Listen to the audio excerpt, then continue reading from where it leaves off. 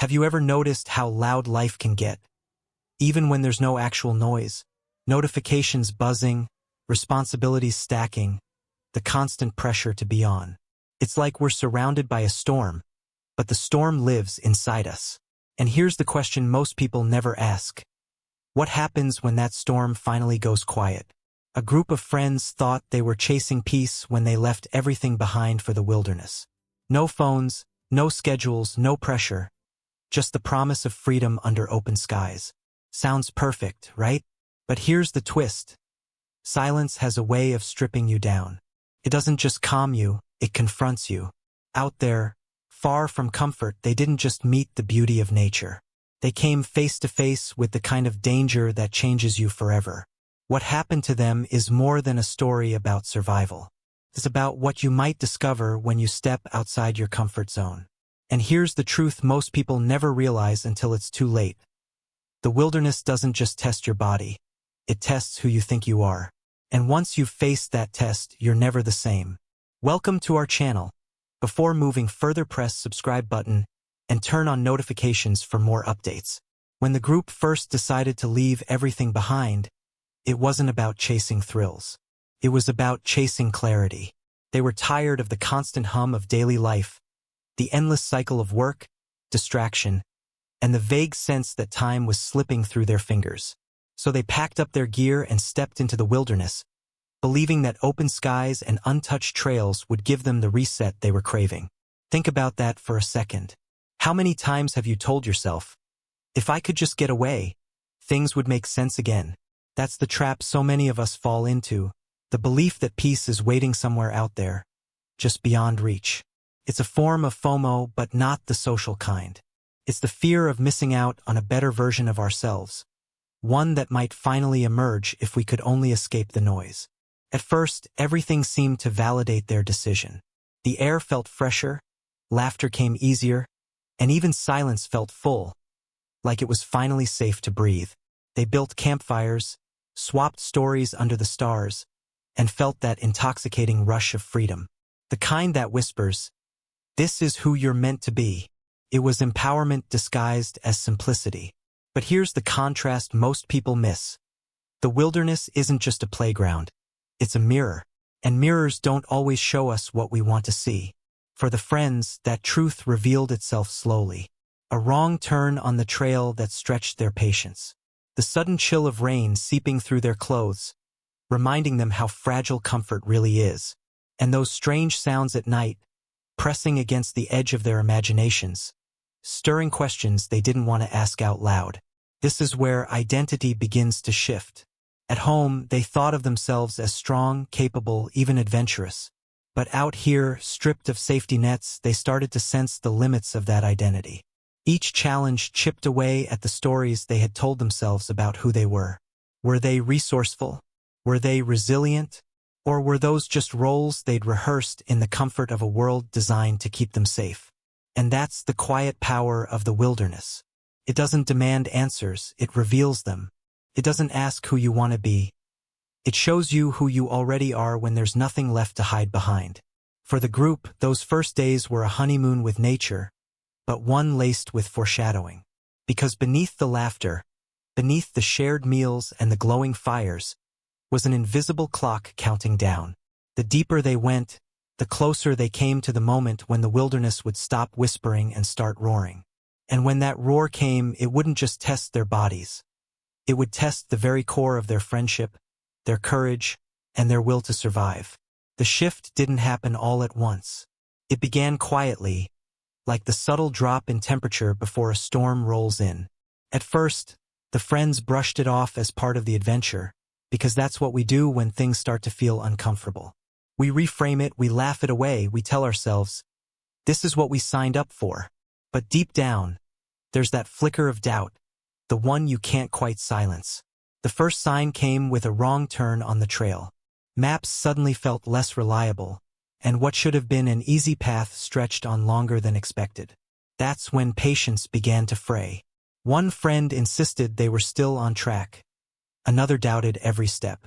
It wasn't about directions anymore, it was about control. And here's the psychological truth. Uncertainty doesn't just test our sense of direction, It tests our sense of identity. If you've always thought of yourself as steady, confident, capable, what happens when that image starts to crack? Then came the weather. A storm rolling in fast, rain cutting through jackets, wind snapping branches overhead. In the city, a storm is background noise, you watch it from a window. Out here, it was a reminder that comfort is conditional, and nature makes the conditions. Their fire sputtered, their laughter dimmed, and for the first time, the wilderness didn't feel like freedom, felt like exposure. At night, the unease deepened. Strange sounds carried through the trees, snaps of twigs, low movements in the dark. Rationally, they told themselves it was nothing. A deer, maybe, or the wind. But the human mind is wired to fill silence with stories, and the story that crept in was fear. It's the same fear that whispers to you in quiet rooms late at night. The fear that maybe you're not as safe as you thought, that maybe you're not as strong as you hoped. Here's the contrast worth noticing. Back home, their bond felt unshakable. They were friends, chosen family. Out here, the smallest conflicts grew louder. Should they press forward or turn back? Should they ration supplies more carefully? Should they ignore the sounds in the dark or prepare for the worst? Every question became a spotlight on hidden fractures. And yet, this is exactly where empowerment begins. Not in the easy moments, but in the ones that demand truth. The wilderness wasn't tearing them apart. It was exposing what was already fragile. That's the lesson most people miss. Challenge doesn't invent weakness. It reveals it. And only when it's revealed can it be transformed. By the time the turning point arrived, they were already softened, vulnerable, raw. The laughter of the first nights had given way to silence, each of them privately wrestling with doubts. And just when they thought they had adjusted, just when they believed the hardest part was behind them, the wilderness delivered its loudest lesson.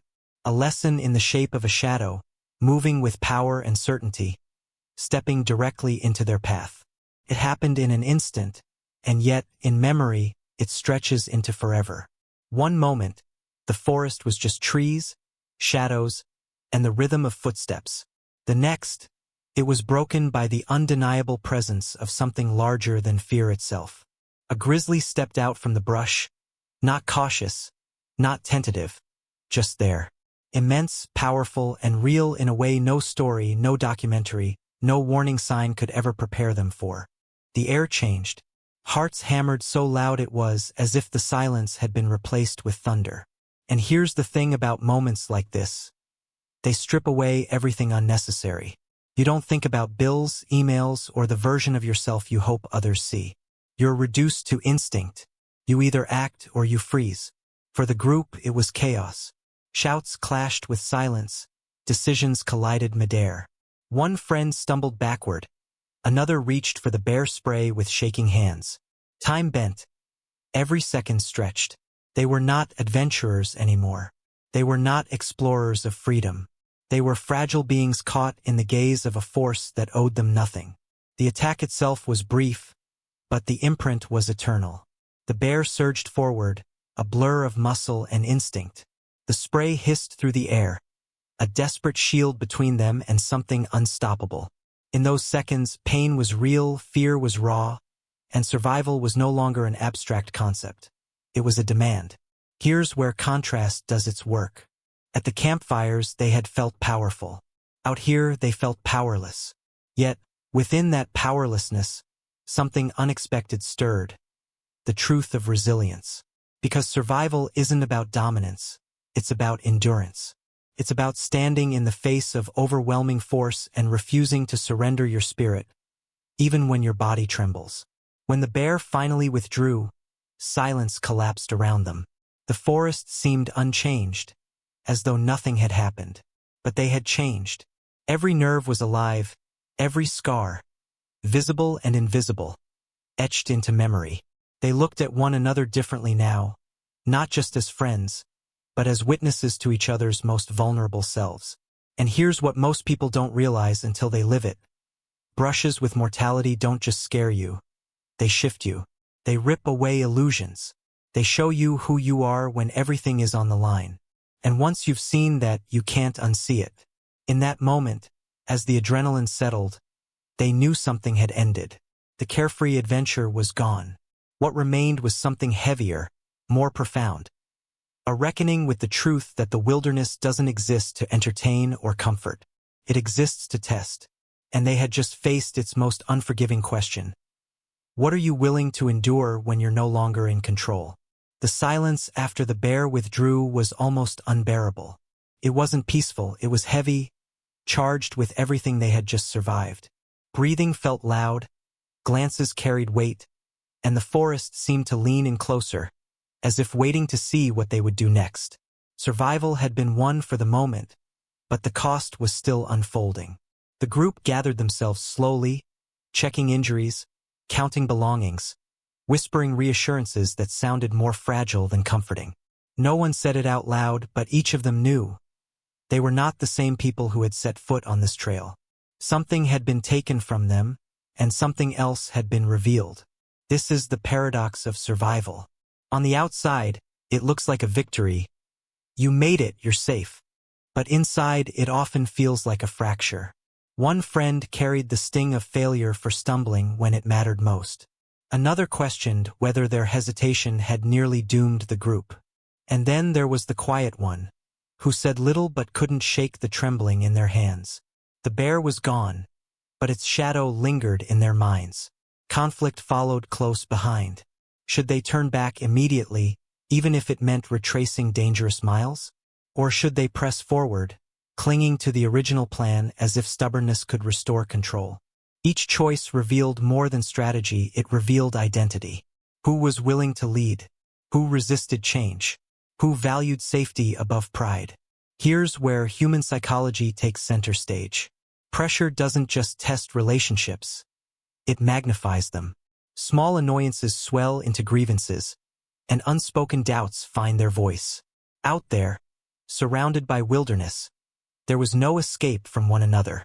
Every word cut deeper, every silence spoke louder. And with fear sitting at the table, trust became a fragile currency. But this is also where empowerment begins, though not in the way most people imagine. Empowerment isn't always about standing tall or shouting bravely. Sometimes it's about admitting fear, naming it, and choosing to act anyway. One of them, voice trembling, finally said, "I'm scared, but we can't let that stop us." That honesty shifted the air. The group realized that courage wasn't the absence of fear, it was the choice to keep moving in spite of it. The aftermath wasn't clean. Wounds ached, both visible and invisible. Their path forward was uncertain. But they began to sense that survival wasn't about erasing fear or pretending the bear had never been there. It was about integrating the experience, carrying it with them as proof of what they could endure. And maybe that's the deeper lesson. In life, we often think of survival as a return to normal. But the truth is, there is no normal after moments like these. There is only forward, carrying scars that remind us of the night we met the wilderness face to face and discovered that survival is not just about making it through. It's about who we become once we have. Reflection came not in the heat of the moment, but in the quiet hours that followed. As they pressed forward, every step carried the weight of what had happened. The forest looked the same, towering trees, endless shadows, the same rustle of leaves in the wind. But they no longer saw it as scenery. It had become a mirror, and in that mirror, they began to notice things about themselves that had always been hidden beneath the noise of ordinary life. One friend realized how much of their identity had been tied to control. Back home, they were the one who organized, who planned, who seemed unshakable. But during the encounter, control slipped from their grasp, leaving them raw, uncertain, and painfully human. Another friend, often quiet and self-doubting, found themselves stepping forward when panic threatened to overwhelm the group. In their silence was a strength no one had expected. That's the thing about fear. It doesn't just break you down, it reshuffles the deck. It forces you to confront the truth that identity isn't fixed. You are not simply who you've always told yourself you are. You are who you choose to be when the world stops asking politely and starts demanding answers. And yet, with that realization comes an uncomfortable contrast. Back at the campfires, they had felt limitless, almost invincible, as though the wilderness was theirs to explore at will.